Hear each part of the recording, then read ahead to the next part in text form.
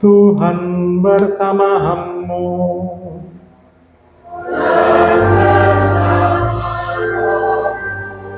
Inilah Injil suci menurut Santo Markus.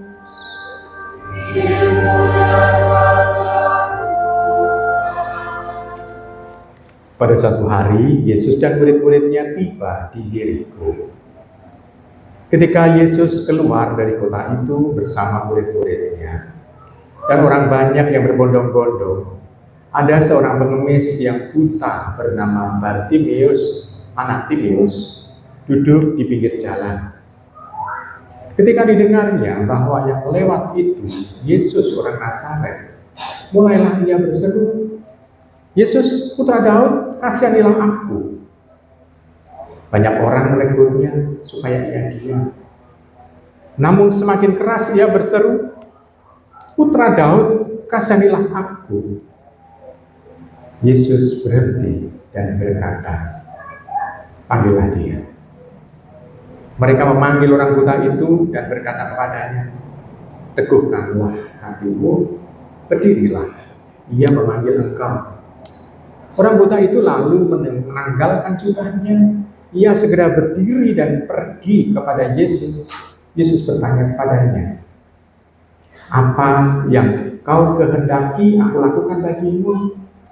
Jawab orang buta itu, "Rabuni, aku ingin dapat melihat." Yesus lalu berkata kepadanya, "Pergilah, imanmu telah menyelamatkan engkau." Pada saat itu juga ia dapat melihat lalu mengikuti Yesus dalam perjalanannya. Demikianlah sabda Tuhan.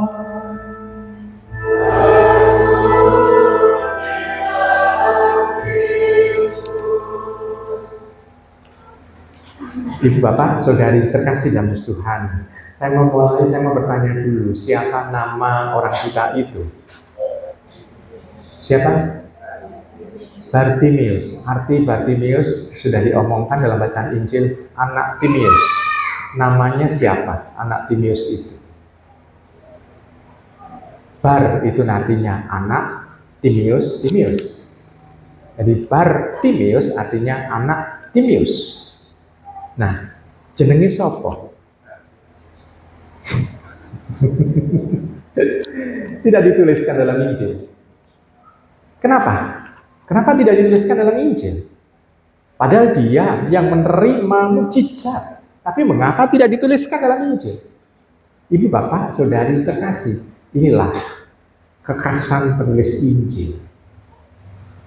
Orang yang mengalami anugerah dari Tuhan tidak pernah dituliskan namanya. Karena yang mau ditonjolkan adalah Tuhan Yesus. Karena kalau yang ditonjolkan nama orangnya, nanti orangnya yang bisa menyombongkan diri, bukan Tuhan. Coba bayangkan begini saja. Kalau ada orang yang memberikan nasihat kepada panjenengan dan nasihatnya baik, lalu orang itu ditanya oleh panjenengan, "Kenapa kau bisa menasihatkan itu dan itu cocok dengan saya? Kenapa?" Lalu orang itu bercerita, "Oh, saya mimpi semalam ditemui oleh Tuhan Yesus untuk berbicara seperti ini kepada Anda."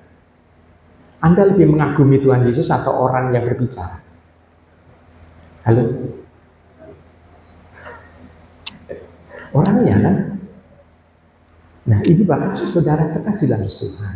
Demikian, kadangkala orang yang istilahnya itu bisa dikatakan dipakai oleh Tuhan untuk memperlihatkan keagungannya, justru seringkali disalah mengerti untuk menyombongkan diri orang itu. Maka penulis Injil tidak pernah menuliskan. Contoh lain misalnya, siapa nama pemuda di Nain yang dihidupkan oleh Tuhan? Ada namanya? Ada yang tahu namanya? Tidak ada.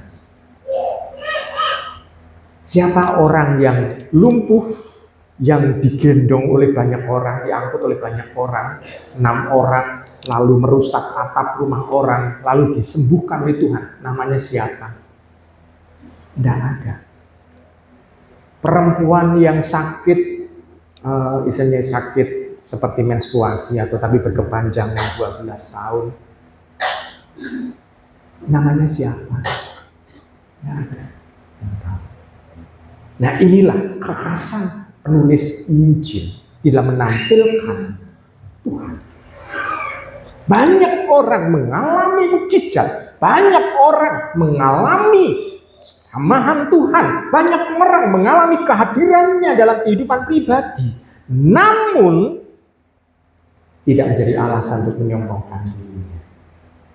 Tuhan justru yang harus disyukuri, kehadirannya yang mampu untuk memberikan kebahagiaan pada orang tersebut. Nah, kita bisa melihat ini orang buta kekhasannya. Nah, sekarang apa yang kita pelajari dari bacaan ini adalah sikap dia. Dia buta, namun ternyata telinganya mendengar apa yang sudah diperbuat oleh Tuhan. Pada saat rombongan Tuhan, misalnya itu ada di depannya, dia tahu siapa yang datang itu karena banyak omongan-omongan tentang dia, maka dia berteriak, "Putra Daud, sembuhkanlah kami, kasihanlah aku." Dan di sana kita bisa melihat Putra Daud berarti tampak bahwa dia tidak hanya mengenal nama Yesus, namun juga latar belakang siapa dia. Dia buta, namun dia tahu. Berarti telinga mendengar dan hatinya pun juga terbuka. Dia tidak buta ternyata.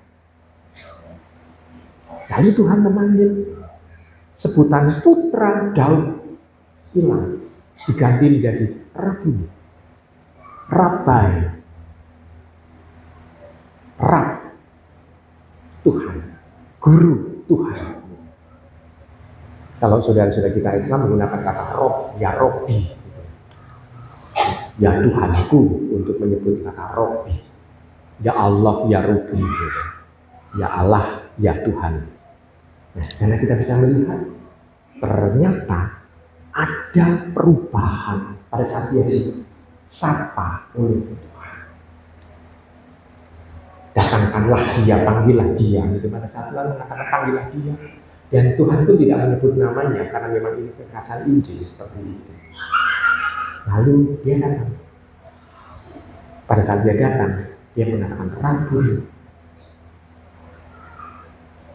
Dan kata itu berarti tampak bahwa dia tidak hanya sekedar tahu akan belakang orang itu, namun dia melihat sosok yang luar biasa dalam pribadi Tuhan.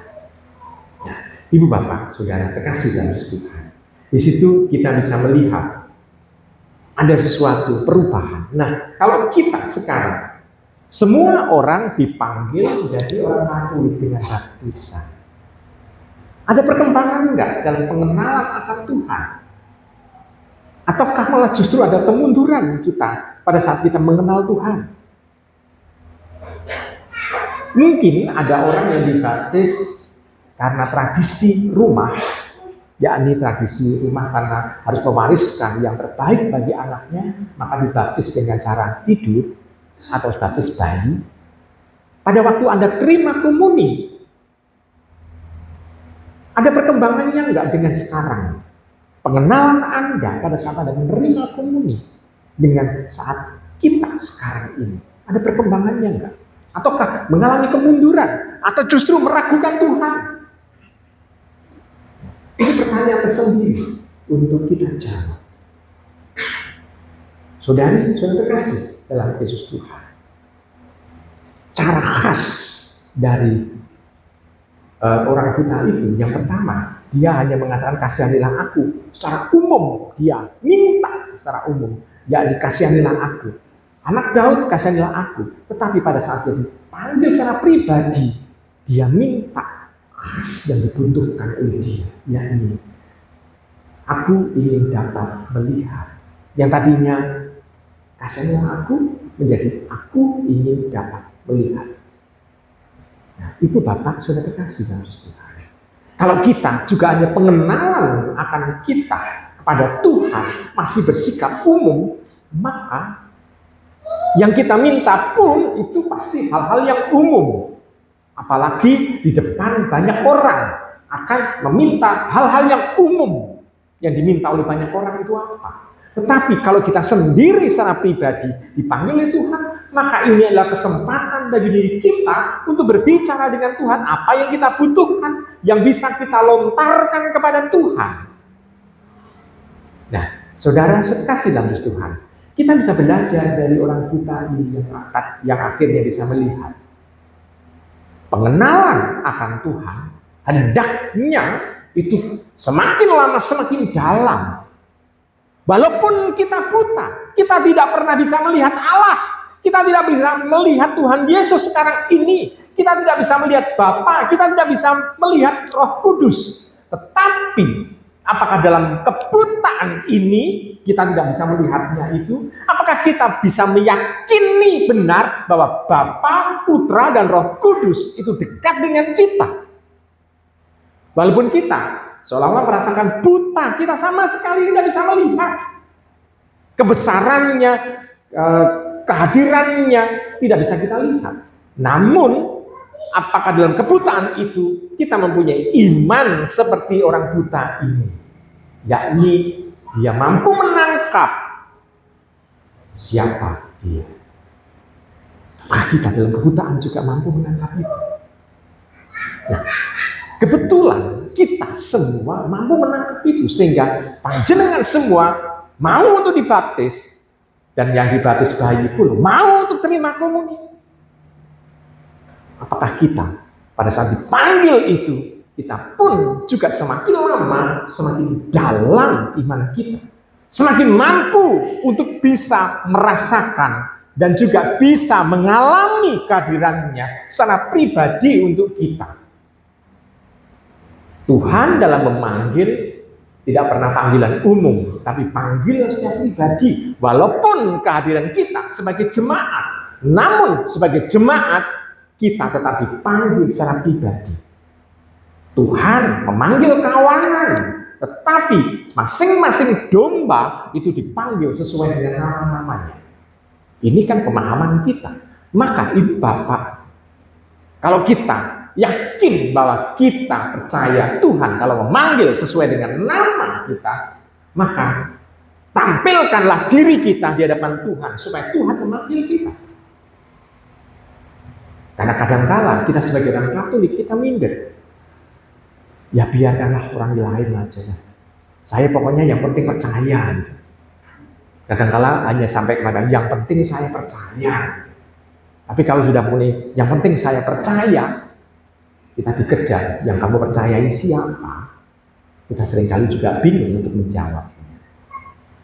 Maka Ibu Bapak, mari kita bersama-sama mencoba untuk menampilkan diri kita supaya Tuhan memanggil dan mendekatkan dirinya kepada kita, sehingga kita mau minta apa saja akan dikabulkan oleh Tuhan, dan kita pun juga akan dipuaskan dengan kehadirannya. Karena apa? Karena Tuhan tidak hanya memberi apa yang kita butuhkan, namun Tuhan juga memuaskan isi hati kita, isi pikiran kita, sehingga kita akan mampu untuk menjawab tantangan yang kita hadapi di depan kita itu.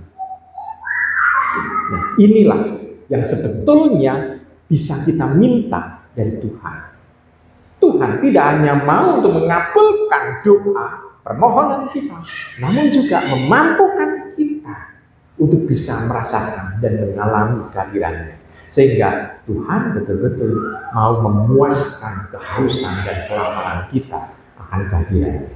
Saya percaya, saya yakin panjenengan mampu untuk melakukan itu karena kita belajar dari orang buta itu, dan akhirnya dia mampu untuk melihat. Dan orang buta itu yang dilakukannya, dia tidak pergi begitu saja, namun dia mengamat-amati Tuhan dan mengikuti Tuhan dalam perjalanan.